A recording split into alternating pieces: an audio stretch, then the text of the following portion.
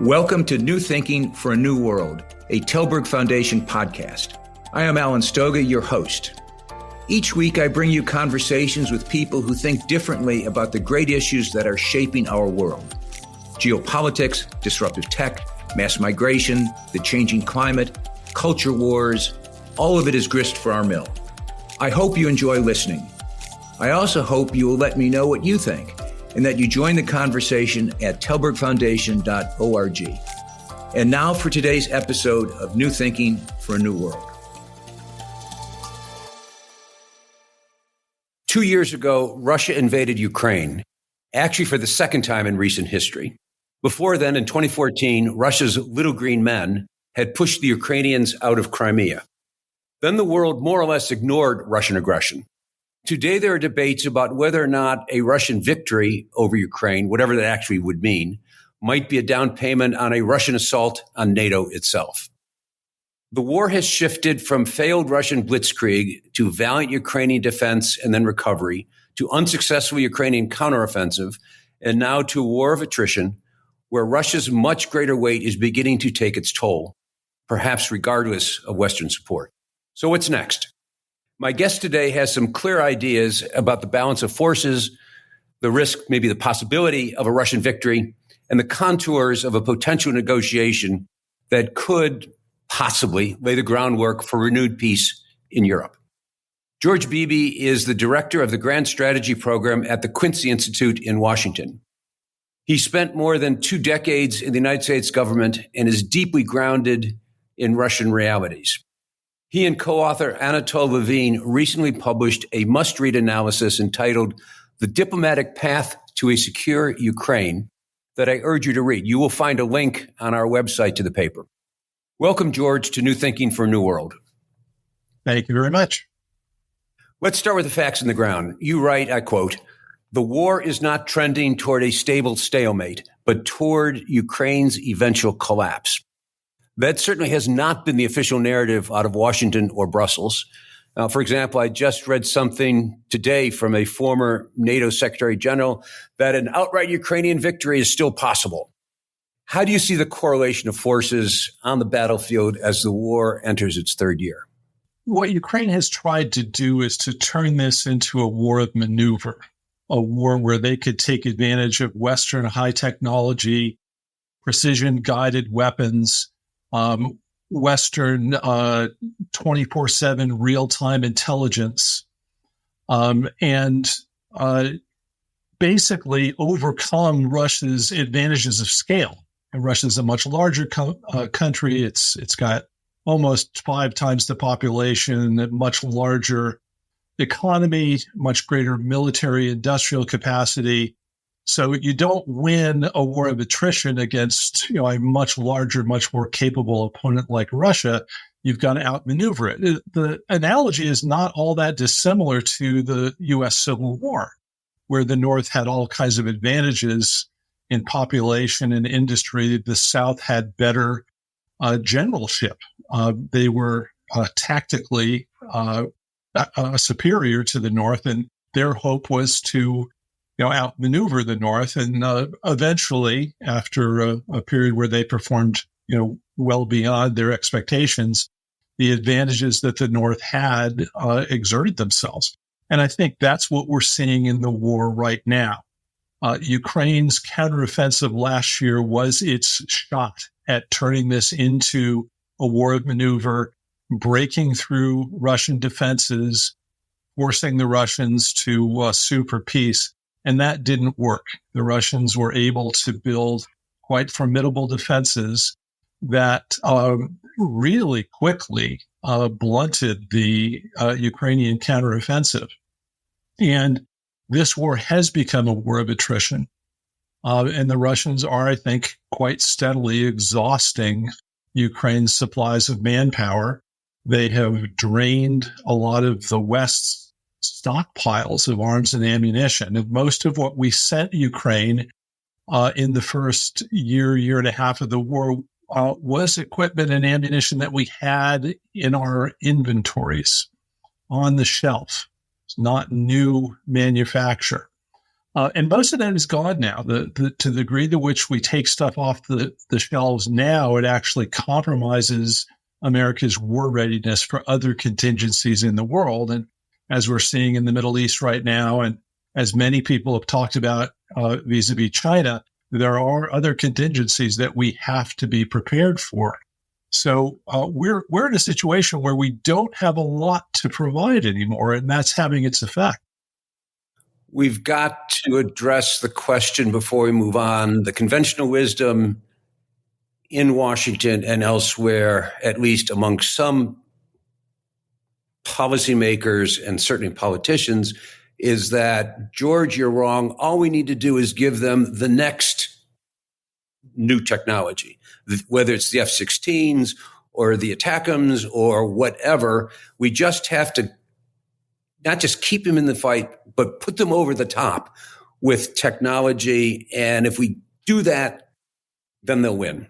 I would argue it is a red herring, but there you go. Why don't you take a whack at the red herring? Well, I agree it is a red herring. That the idea is that quality can overcome quantity. And, the old saying is that, quantity has a quality all of its own. And that's where the Russians are right now. The Russians have over 1,100 aircraft in their air force. The Ukrainians have less than 200. The numbers of F-16s that we're talking about providing to the Ukrainians number in the dozens at best. So, you're still going to end up in a situation, even if you provide something like the F-16, which is, far from our, top of the line aircraft, you're still going to wind up in a situation where the Russians vastly outnumber Ukraine in the skies. Air defense ammunition is another area where the Ukrainians are really hurting right now. And we have provided them with some Patriot air defense batteries. We have nowhere near enough Patriot batteries to cover the Ukrainian territory. We can give them a few that they can use to protect high-value targets, but nowhere near enough to really prevent the Russians from taking advantage of their superiority in the skies. So, there's not a wonder weapon out there that's going to change the correlation of forces in this battle. The Russians supposedly, if we provide Ukraine with long-range strike capabilities, so that the Ukrainians can strike, deep into Russian territory proper, the conventional wisdom on that goes that Russia would then say, "Oh, this is just too much. We need to find a way out of this war." I think by far the more likely reaction is that the Russians use what is vast superiority in long-range strikes and really takes it to the Ukrainians in a way that they haven't so far. And the reason why they haven't is they don't want to see this war escalate into a direct confrontation between Russia and NATO. Very dangerous scenario. Let me pull on that thread, because that is the other, I would argue, again, I think it's red herring, but many do not, that if we, air quotes on the word we, don't stop the Russians in Ukraine, next stop is Estonia or perhaps Warsaw, Paris, et cetera, that you would somehow escalate from a Russian victory, whatever that is defined as, in Ukraine, to a confrontation with NATO. Why is that argument not compelling to you? I think at a very fundamental level, leaving aside intentions, the Russians just aren't capable of taking on NATO. They're vastly outnumbered. Their supply lines would be long and precarious. Probably the first thing that NATO would do would be to impose a naval blockade on Russia, which we're perfectly capable of doing. That would cripple the Russian economy, its ability actually to export oil and the things that are the lifeblood of the Russian economy. And they would be attacking countries where their motivation would be, poor. In Ukraine, the Russians have convinced themselves that they are fighting against a NATO offensive, that NATO in Ukraine is attempting ultimately to deal a strategic defeat to Russia. And, a lot of Russians consider parts of Ukraine traditionally Russian territory. But the Russians have their hands full in Ukraine with short logistic lines on Russia's border, on territory that they're very familiar with, on an issue where they have, a fair amount of motivation. I doubt that there are many Russians that want to go fight against Germany or Poland or the Baltic states. They consider those foreign territories. And I doubt Russia has the capability. They've really had their hands full in Ukraine. And if they manage to come out of Ukraine with some semblance of a victory, it's not going to be complete. The Russians can't occupy all of Ukraine. It's just beyond their capability. They would need an army many times the size of the invasion force they have right now to conquer it. And then they would have to occupy and govern it for many years. And that would be hostile territory. If nothing else, the Russians have succeeded in convincing Ukrainians to hate them. So, occupying and governing a country like that is a very tall order. And if the Russians can't do that, how can you imagine that they're going to invade a NATO country and take on the United States with all its capabilities as part of that? The core of your paper is that it is in everyone's interest to find some kind of a negotiated settlement at some point. The obvious question is, what do the three main participants, Ukraine, Russia, and the West, and for a moment, let's keep the West together as U.S. and Europe, perhaps NATO. What do those three main participants want or need from a settlement? Can you run through each of those in turn? Well, sure. And I'll caveat this by saying that wants and needs are oftentimes different. And fair point. Those wants can vary depending on one's fortunes on the battlefield at any given time.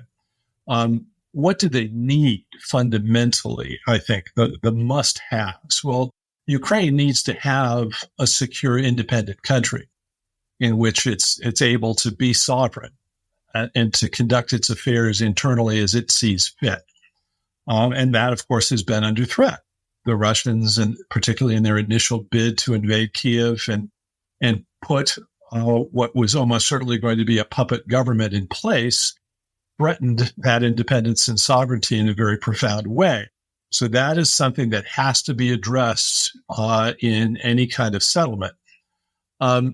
Now, what do the Russians need? The Russians, of course, are convinced that they're not just fighting Ukraine, that this is not just a bilateral conflict, that this is, in fact, a much wider conflict with the United States and NATO over a perceived effort by the West to exclude Russia from Europe, to exclude Russia as a player in European security, and ultimately to move the NATO alliance right up to Russia's borders, surround it, and strangle it. And in so doing, foment regime change or cripple the Russian economy, prevent Russia from being a great power in the world. And the Russians, for a lot of reasons, don't believe they can survive unless they are a great power, which is almost a separate issue in and of itself that we could talk about at length. Now, what does the United States, what does the West need in all of this? More than anything, I think we need a stable European security environment in which Western states can thrive as free, democratic, liberal polities. In other words, we need a European security environment that is safe for democracy, to use an old alternative phrase. Now, can we do that by defeating Russia? I don't think so. Russia is not going to go away, and it's not suddenly going to come under new liberal management that we feel like we can deal with. We're going to have to deal with Russia as it is, and that means we're going to have to find a way to achieve a stable balance in Europe, in which Russia is one of the poles in that balance. Beyond that, I think we need to be trying to aim toward a balance of power in the world, a world that's becoming more multipolar, a world in which China is becoming quite a prominent player. And Chinese power itself needs to be counterbalanced. And we're, as a result of a lot of factors, including Russia's invasion of Ukraine, we're facing a situation in the world where Russia and China are increasingly working together as partners against the United States. So we need to be aiming toward a more stable order in which Russian power, Chinese power are counterbalanced. But these are not countries that we can defeat militarily, that we're not going to be able to eliminate them as players. We have to aim toward management of this problem, not solving the problem, so to speak. Let's start with the Russia-Ukraine piece of that, because they're the actual combatants. And of course, borders will matter. The Russians insist, as you've said, for historic reasons, for ethnic reasons, for all sorts of reasons, that at least Crimea and the east of Ukraine are Russian. And that there are no circumstances, President Putin has repeatedly said, under which they'd even imagine leaving that territory. On the other hand, a bit like FDR's unconditional surrender, President Zelensky has repeatedly insisted on unconditional victory. It's all or nothing. Now, negotiation declarations tend to end once the talking starts, but do those two extreme conditions, all or nothing, have to somehow disappear even to get anywhere near defining what a negotiation might be? And if so, how? Well, I don't think some sort of territorial compromise is necessary to bring this war to a stable end. And I'll point out that after the Soviet Union incorporated the Baltic states into its territory, the United States government never recognized that incorporation. Every U.S. government map during the Cold War contained an inset saying the United States does not recognize the incorporation of the Baltic states into the Soviet Union. Did that prevent us from reaching understandings with the Soviet Union that were in our mutual interest, that helped to stabilize that Cold War competition, prevent it from spiraling into a real war? That was something we were still able to do. And I think that's the model that I would advocate for dealing with the Ukrainian territorial issue. It's clear to me at this point that the Ukrainians are not going to be able to take back that territory on the battlefield. And it's clear to me that the Russians are not going to give it up at the negotiating table. So we're probably going to be in a situation where we will have a fait accompli that we do not have to address in order to stabilize the war. Now, is Ukraine going to have to learn to live with a situation that it doesn't officially recognize, but in reality it has to deal with? Yeah, I think that's probably going to have to be a part of this. The same thing is true in North Korea. There's never been a territorial settlement of that war. Same thing is true in Cyprus. So there are precedents for this. I think if we're going to head toward a ending of this war in a stable way, you don't start with territory. That's going to be a dead end. I think you have to start with bigger geostrategic issues that are at the root of this confrontation. And that is the West's insistence that Ukraine must be a part of the NATO alliance and Russia's insistence that it must not be. That is not the only issue at stake in this war, but it is one of the most important. And that's something that we have to address. The Telberg Foundation has a deep commitment to encouraging global, values-based leadership wherever we can find it. With the Telberg Leaders Mentoring Leaders program, we are looking to identify and nurture emerging leaders with outsized potential. TLML aims to leverage the Telberg Foundation's global network to accelerate emerging leaders' growth and impact. Are you someone, or do you know someone, who should be part of the TLML program? Applications will be accepted for March 15th. Go to telbergfoundation.org for more information.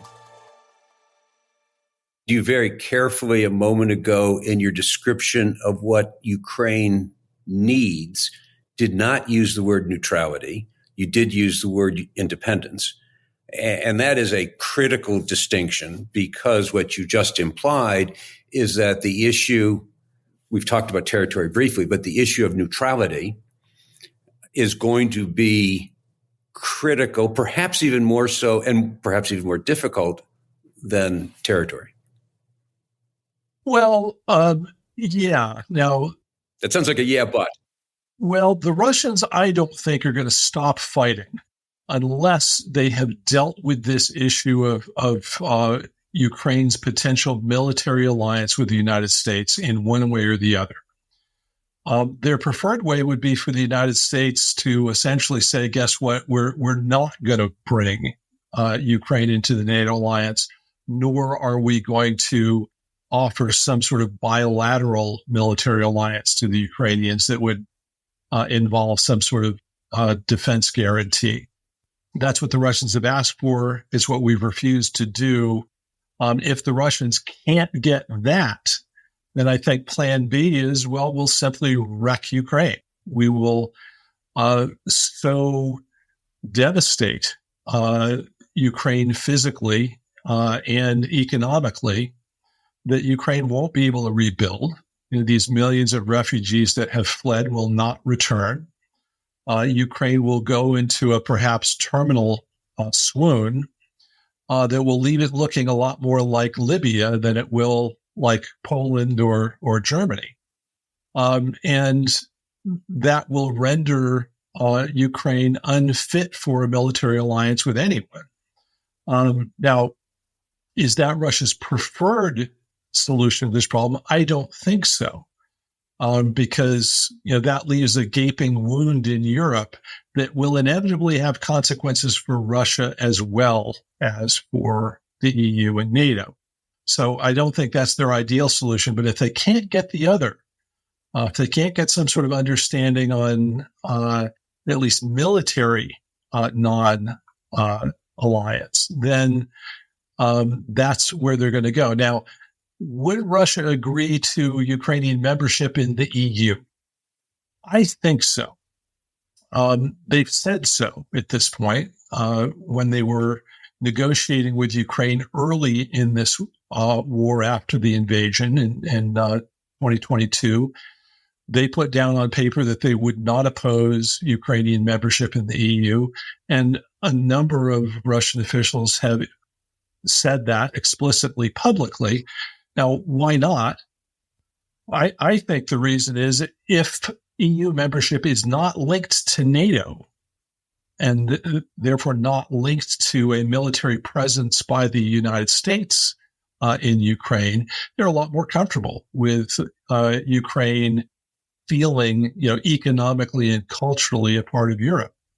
And, I think the other thing is a less corrupt, less ethno-nationalist Ukraine, which is something that the Russians claim to want. EU membership, or at least the process of accession, actually facilitates that. The EU itself will put pressure on the Ukrainians in those areas. So that's not incompatible with what Russia wants out of this war. In effect, you're making a distinction between economics and perhaps culture on the one hand, and political military on the other hand, and a solution that might be imagined that separates those two in a way that could be acceptable in some future time to both the Ukrainians and the Russians, never mind the rest of us. Yeah, I think that's right. I want to come back to the larger context, because that is the other piece of what you've said and what you lay out in your paper, that there's a geopolitical context here. It is, and certainly in the Russian mind, it's about U.S.-Russia. It may also be about Russia-China. It may be about U.S.-China. And we have hogtied ourselves, we the United States so far, we the West so far, by saying it's up to the Ukrainians to negotiate. That's the issue. There is no geopolitical context. That strikes me, unless we can break and I should put this as a question, if we can't break the back of that, does that mean we can't get to a negotiating framework that makes any sense whatsoever? Well, Yeah, I would tend to agree with you. If our position is going to continue to be that this is a bilateral conflict between Ukraine and Russia, NATO has nothing to do with this, the United States has nothing to do with it, then we are not going to get to a solution. In part because the Russians believe that this is not just between them and NATO, them and Ukraine. They believe that this is fundamentally a conflict between Russia and the United States and incompatible conceptions of what the European security order ought to look like. So if we're not willing to address that, then I think, one of the root causes of the conflict will be ignored, and we're going to wind up in a much different situation. Not a good one. Now, sooner or later, I think we're going to have to come to grips with that. As we speak, the issue of not just the day, but the week, the month, is continued American support, financial and military support for Ukraine. And it's tied up in so many knots to Sunday in the Congress that it's hard to imagine how it moves. But nonetheless, I want to ask you what role, putting all the details aside, what is the importance from your strategic perspective of continued or not continued American financial and military assistance? Does it matter? Well, yeah, I do. I think it matters quite a bit.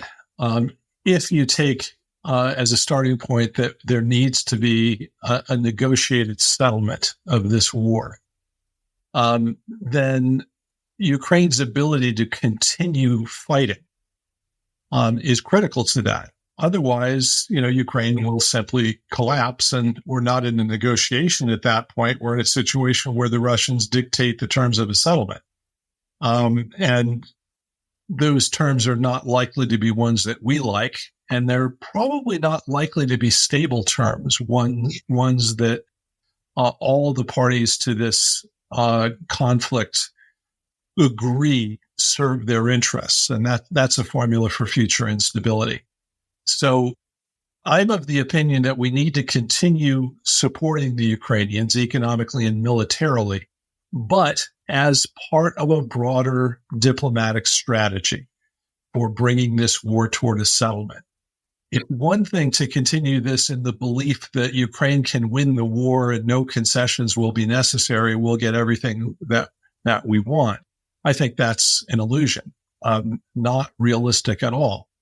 It's quite another to say, this support is critical to a broader strategy that's connected not just to ending the war in Ukraine, but to establishing a stable, manageable balance within Europe and within the world more broadly. And I do think it's in the U.S. interest for Russia to have a much less cooperative relationship with China. Not that I think we'll be able to drive a wedge between the two of them. It's too late for that. But we certainly could facilitate a situation in which Russia is less dependent on China, more able to act with autonomy in the world, and is a separate balance, a separate pole within this multipolar world that to some degree constrains China's freedom of maneuver and counterbalances growing Chinese power.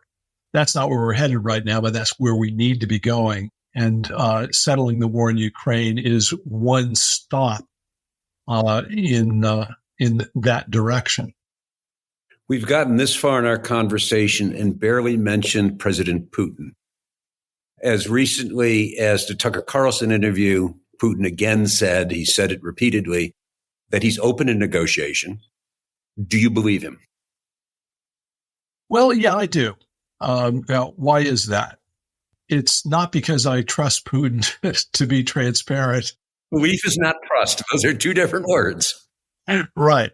But because it's in Russia's interest to do that. Right now, the Russians think they have the upper hand on the war, and I think they do. And, when a country has the upper hand in a war, it's got to make a calculation. If I keep fighting, is my position going to get better over time?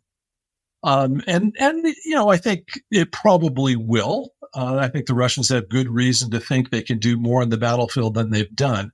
But also, I think they've got to calculate down the road, would a diplomatic settlement serve my interests better than pursuing an elusive, unconditional victory on the battlefield, which I think is beyond Russia's reach?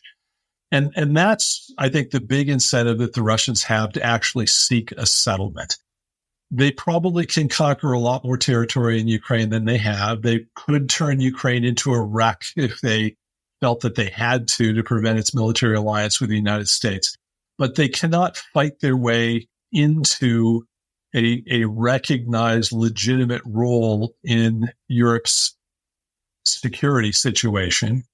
They can't restore a normal relationship with the West, which will be necessary for Russia to have a normal economy at some point, not just a heavily militarized economy as they're heading toward right now.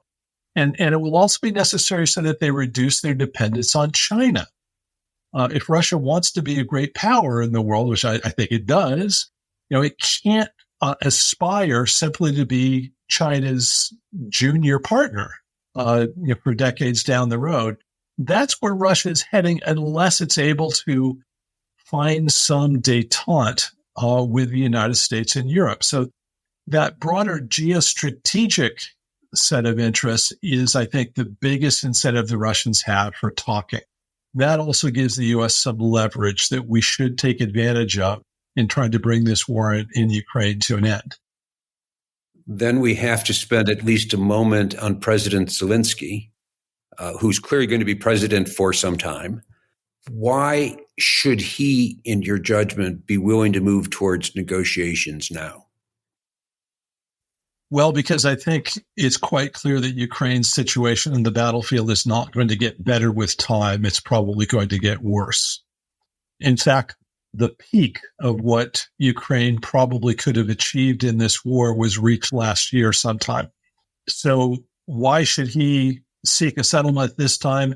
Because the longer he waits, the worse Ukraine's position is likely to be, the more territory it's likely to lose, the more formidable a challenge it will have in reconstructing the country and attracting war refugees back to the country, which is, absolutely critical to have any kind of a prosperous future.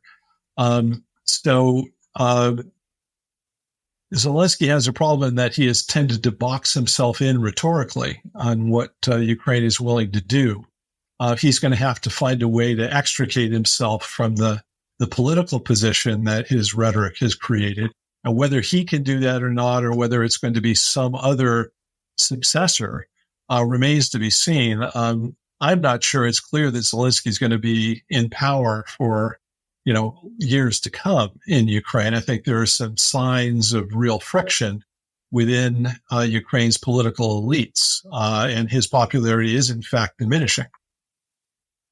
Let me end with this. I really do want to congratulate you and Anatol on producing this work. It wasn't that long ago that Henry Kissinger and others were aggressively attacked for even mentioning the notion that there'd have to be a negotiated outcome, as there always is to conflict and war. That said, do you think at this moment there's any serious willingness?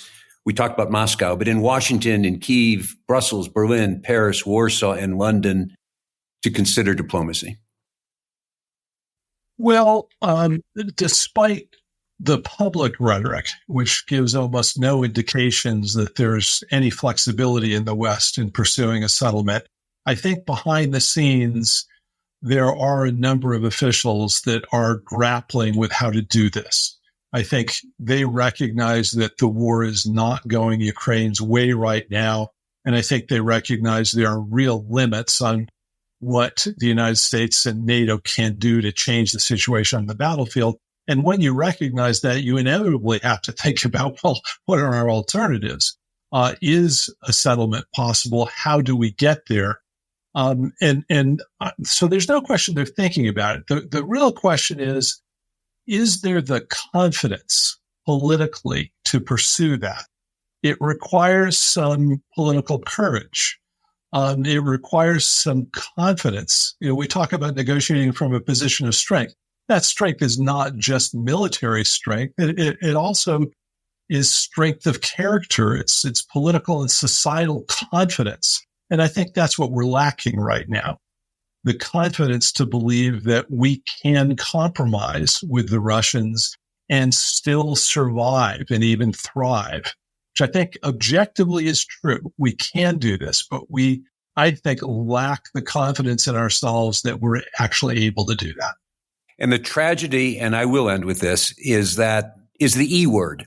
This is an election year, not just in the United States, but across much of the globe, actually, including the European parliamentary elections mid-year, which is rarely been an occasion for profiles in courage, if I can steal a phrase, in the at the negotiating table. George, thank you very much. Again, congratulations on your willingness to stand up and discuss this. Thank you. Well, thank you very much for the invitation today. Thank you for listening to this episode of New Thinking for a New World. I'm Alan Stoga, podcast host, and I look forward to your joining our next conversation. Remember, tell us what you think at telbergfoundation.org.